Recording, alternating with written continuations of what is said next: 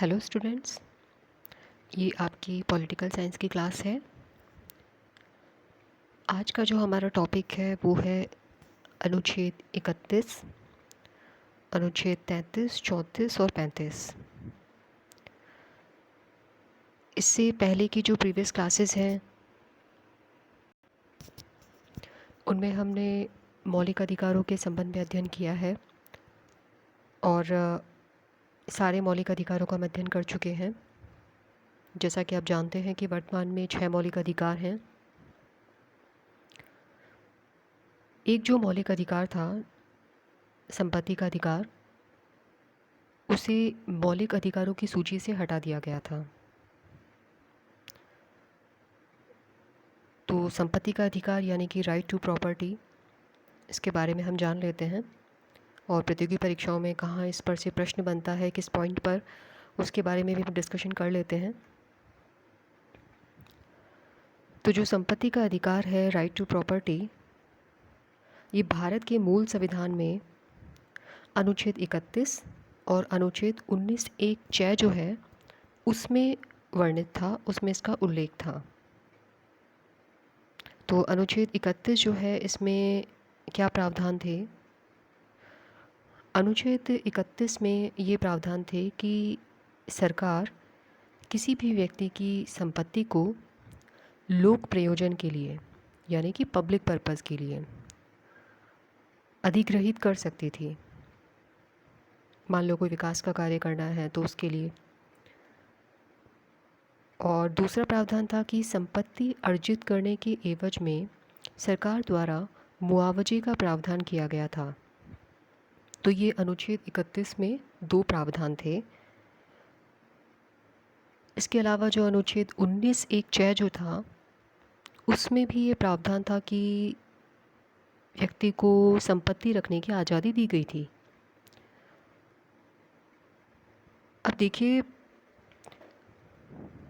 हुआ क्या कि सरकार द्वारा भूमि सुधार के कार्य किए जा रहे थे, क्योंकि हम जो बात कर रहे हैं वो आज़ादी के बाद की है। तो जब देश आज़ाद हुआ उसके बाद में अनेक कार्य सरकार के सामने थे जिनको कि सरकार को करना था और उनमें कहीं ना कहीं रुकावटें भी आनी थी। जैसे कि आप इसी को लीजिए कि सरकार द्वारा जमींदारी प्रथा के उन्मूलन के लिए प्रयास किए जा रहे थे, भू प्रबंधन के प्रयास किए जा रहे थे। तो ऐसे में सरकार जो थी वो जब भूमि सुधार के लिए ज़मीन अधिग्रहित करती, तो क्योंकि ये उस समय मौलिक अधिकार था, संपत्ति का अधिकार, तो ऐसे में क्या होता था कि आप जानते हैं इस बात को कि मौलिक अधिकारों को हम मौलिक क्यों कहते हैं, क्योंकि इनके हनन की या उल्लंघन की दशा में व्यक्ति अनुच्छेद 226 के तहत उच्च न्यायालय तथा अनुच्छेद 32 के तहत उच्चतम न्यायालय जा सकता है। तो जब ऐसा किसी व्यक्ति को लगता था कि उसके मौलिक अधिकारों का हनन हुआ है तो वो उच्चतम न्यायालय डायरेक्ट जा सकता था और लोग जाते भी गए भी थे। तो अदालत जो थे उसमें केसेस की संख्या, वादों की संख्या बहुत ही बढ़ती जा रही थी, क्योंकि सरकार के जो कार्य थे, सरकार की जो कार्यवाही थी उसको चुनौती दी जा रही थी। और नीति निदेशक तत्व जो हैं जिनको कि हम बाद में अध्ययन करेंगे नेक्स्ट हमारी वीडियो में, तो उनको लागू करने के लिए भी इस अधिकार को सीमित करना ज़रूरी था। तो ये जो समस्या जो अभी हमने समझी, इन समस्याओं की वजह से प्रथम संविधान संशोधन अधिनियम 1951 के द्वारा जो अनुच्छेद 31 है इसमें 2 क्लोज जोड़े गए, 31A 31B। और ऐसा क्यों किया गया? क्योंकि सरकार जो थी उसके सामने समस्या उत्पन्न हो रही थी अपने क्रियान्वयन को लेकर के। तो उन विषम परिस्थितियों से बचने के लिए, भूमि सुधारों को जारी रखने के लिए ऐसा किया गया। तो अनुच्छेद 31 ए जो है वो क्या कहता है कि इसमें प्रावधान था कि यदि भूमि सुधार के संबंध में राज्य द्वारा विधि का निर्माण करके भूमि को अधिग्रहित किया जाए तो मूल अधिकारों में वर्णित अनुच्छेद 14, 19 तथा 31 का उल्लंघन किया जा सकता है। ये तो बात हो गई अनुच्छेद 31 ए की। देखिए, प्रथम संविधान संशोधन अधिनियम 1951 के द्वारा इसको जोड़ा गया था। यहाँ ये बात आप ध्यान में रखिएगा, प्रतियोगी परीक्षाओं में पूछा जाता है, क्योंकि संविधान कब लागू हुआ और उसके तुरंत बाद ही क्या हुआ कि ये संविधान में संशोधन करने की आवश्यकता पड़ी। और प्रथम संविधान संशोधन के द्वारा ही अनुच्छेद 31 बी भी जोड़ा गया। इसके अंतर्गत क्या किया गया कि 9वीं अनुसूची जोड़ी गई। 9वीं अनुसूची जोड़ करके इसके अंतर्गत जो भूमि सुधार संबंधी कानून थे, जमींदारी प्रथा उन्मूलन संबंधी कानून थे, उनको इसके अंतर्गत रखा गया।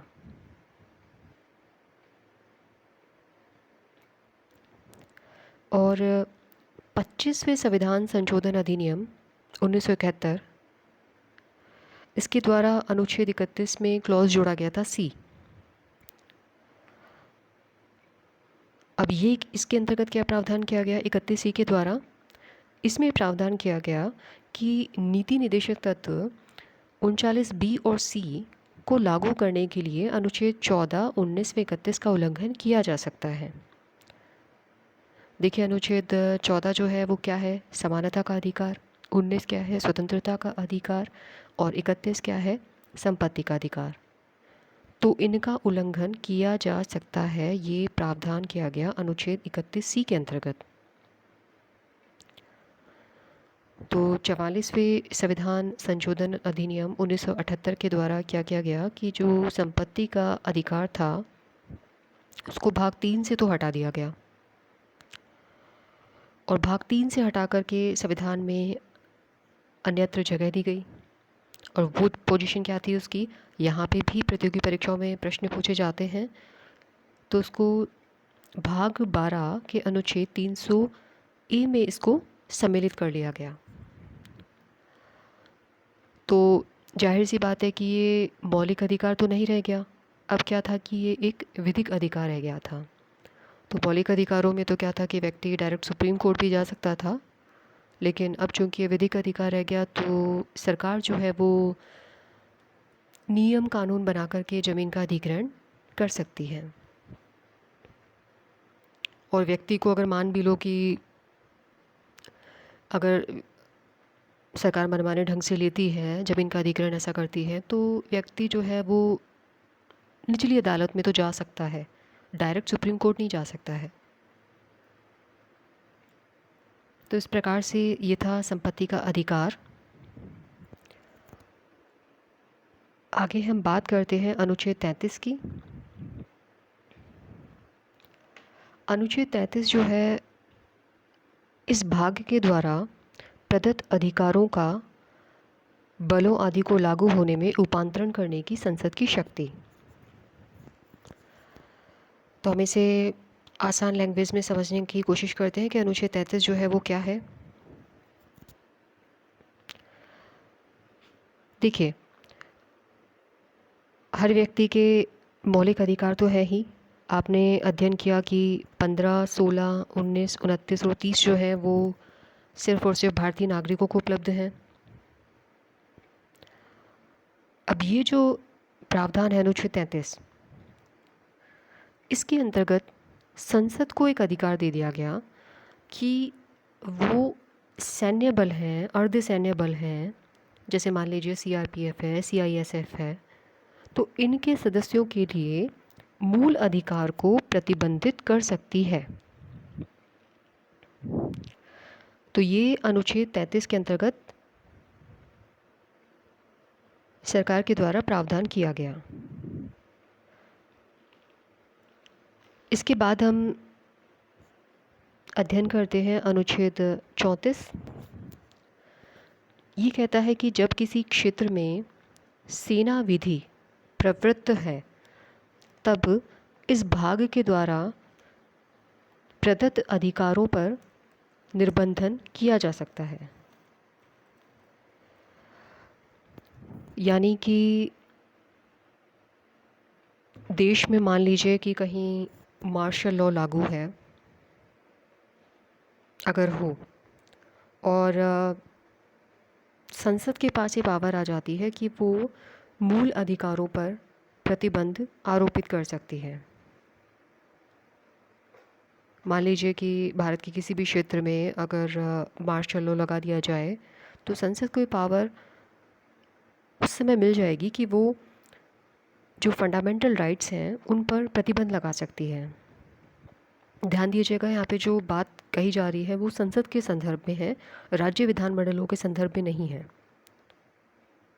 फिर संसद के पास में ये भी पावर होती है कि वो कानून बना सकती है कि जो गवर्नमेंट ऑफिशियल्स हैं, यानी कि जो सरकारी कर्मचारी हैं, उनके द्वारा कोई भी कार्य किया जाता है या उनके द्वारा कोई नियम बनाया जाता है तो उनको लीगल ठहरा सकती है। तो इस प्रकार से ये हो गया अनुच्छेद 34। आगे है अनुच्छेद 35। इस भाग के उपबंधों को प्रभावी करने के लिए विधान। अनुच्छेद 35 क्या बात कहता है? मौलिक अधिकारों में से ज़्यादातर अधिकार स्वयं प्रवर्तित हैं, जबकि कुछ को कानून की मदद से प्रभावी बनाया जाता है। ऐसा कानून देश की एकता के लिए संसद के द्वारा बनाया जाता है। राज्य विधानमंडल को ऐसे विषय पर कानून बनाने का अधिकार नहीं होगा। देखिए, जो मौलिक अधिकार हैं उनमें मतलब कुछ तो मौलिक अधिकार ऐसे हैं जो अपने आप ही प्रवर्तित, अपने आप ही लागू हो जाते हैं, लेकिन कई मौलिक अधिकार ऐसे हैं जिनमें कुछ बातें ऐसी होती हैं जिन पर कानून बनाने का जो अधिकार होता है वो केवल और केवल पार्लियामेंट को होता है, संसद को होता है।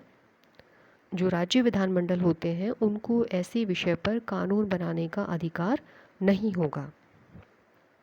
अब ऐसे कौन से विषय हो सकते हैं तो उनके बारे में भी हम जान लेते हैं। हमने अनुच्छेद 16 में क्लॉज 3 को पढ़ा था। अगर आपको ध्यान हो तो उसके अंतर्गत क्या प्रावधान था कि राज्य जो है वो निवास के आधार पर सरकारी नौकरी में कुछ लोगों को प्राथमिकता दे सकता है। ये उसके अंतर्गत प्रावधान था। यानी कि निवास के आधार पर सरकारी नौकरी में रेजिडेंस की बेस पे कि कोई व्यक्ति मान लीजिए राजस्थान में किसी नौकरी के लिए आवेदन करता है और अगर वो मूलतः रहने वाला है किसी अदर स्टेट का, तो यहाँ पर कानून बनाने का जो अधिकार है कि निवास के आधार पर उस राज्य के लोगों को प्राथमिकता दी जा सकती है। तो ऐसे में जो कानून बनाने का अधिकार है वो संसद के पास है। कई राज्य जो हैं वो इस बारे में पहल भी करना चाह रहे हैं कि यहाँ भी ऐसा कानून होना चाहिए, यानी कि अपने अपने राज्यों में। तो अभी वर्तमान में यह मुद्दा चल रहा है। इसी प्रकार से अनुच्छेद 33 जिसका हमने अभी अध्ययन किया कि जो सशस्त्र बल हैं, पुलिस है या जो इंटेलिजेंस है, उनसे जुड़े हुए लोगों के संबंध में सरकार जो है वो कानून बना सकती है, उनके मौलिक अधिकारों में कमी कर सकती है। तो यहाँ पे भी किसको राइट है? संसद को। इसी प्रकार से अनुच्छेद 35 की अगर हम और डिस्कशन करें तो अभी हमने लेटेस्ट अध्ययन किया अनुच्छेद 34। उसके अंतर्गत भी आपने अध्ययन किया कि भारत के किसी क्षेत्र में मान लीजिए कि मार्शल लॉ लागू हो जाता है तो संसद जो है वो उसके पास ये पावर होती है कि वह मौलिक अधिकारों पर प्रतिबंध आरोपित कर सकती है, लगा सकती है। तो ये कुछ अधिकारों का हमने उदाहरण लिया अनुच्छेद 35 के अंतर्गत कि जिन पर राज्य विधानमंडल को कानून बनाने का अधिकार नहीं होगा, बल्कि वहाँ पर कानून बनाने का जो अधिकार होगा वो केवल संसद को होगा। तो इस प्रकार से आज हमने अध्ययन किया अनुच्छेद 31, इसके अंतर्गत संपत्ति के अधिकार का, जो कि अब वर्तमान में मौलिक अधिकार नहीं है। हमने अनुच्छेद 33 का अध्ययन किया, अनुच्छेद 34 का अध्ययन किया तथा अनुच्छेद 35 का अध्ययन किया। इस प्रकार से आपके मौलिक अधिकारों का जो चैप्टर है वो समाप्त होता है। और नेक्स्ट जो क्लास में है उसमें हम नीति निर्देशक तत्वों का अध्ययन करेंगे। तो आज के लिए इतना ही। Thank you.